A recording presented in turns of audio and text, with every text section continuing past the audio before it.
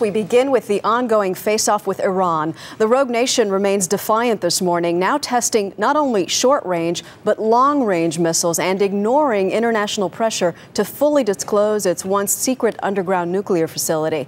CBS News correspondent Liz Palmer is in London to bring us up to date. Good morning, Liz. Good morning. Yes, Iran has spent a lot of time and money developing sophisticated missile technology. And then this weekend, with very provocative timing, the elite Revolutionary Guard began to test short, medium, and long-range models. This one, called the Shahab 3, is the most deliberate show of force. It's got a range of up to 1,200 miles, which means it could hit both Israel and U.S. bases in the Gulf. But while Iran's Revolutionary Guard is showing military muscle on the test range, Iran's leadership is busy planning its strategy in face-to-face talks with the U.S., Europe, Russia, and China due to start in Geneva on Thursday.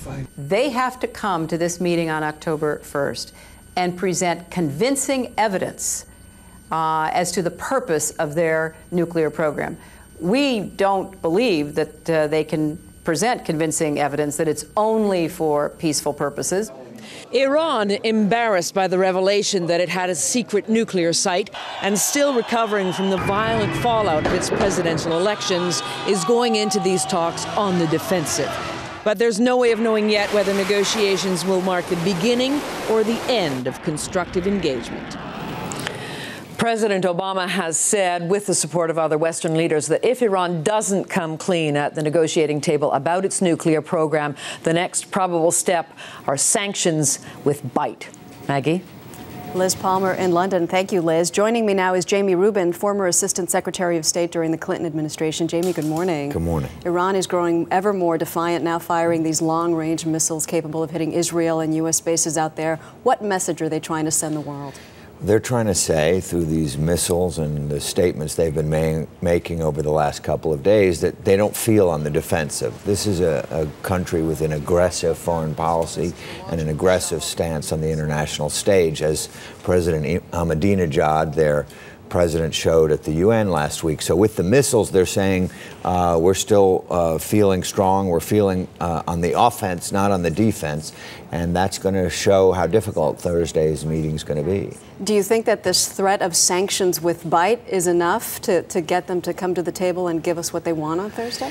I think in America we need to be very realistic about what sanctions can do against a regime like this. This is a regime who's grown up in the 1979 revolution against the United States and the Shah.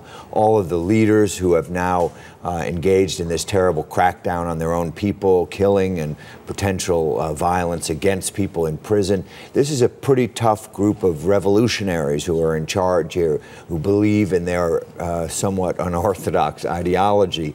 The idea that this group, having shed all the relatively moderate people over the last 6 months, is going to capitulate to the West, I think, is very unlikely. So what's the option? Is military action the only option? Well, I think we need to be very clear and increasingly clear. Yes, we need to go down the sanctions path because we need to punish Iran for its violations of the treaty. And do we need China and Russia to come with us on that boat? Yes, we do. The more support we have around the world, the better. But we also, at the same time, need to be having a very serious discussion in our own country and around the world, because in the end, this is going to boil down to a very simple question.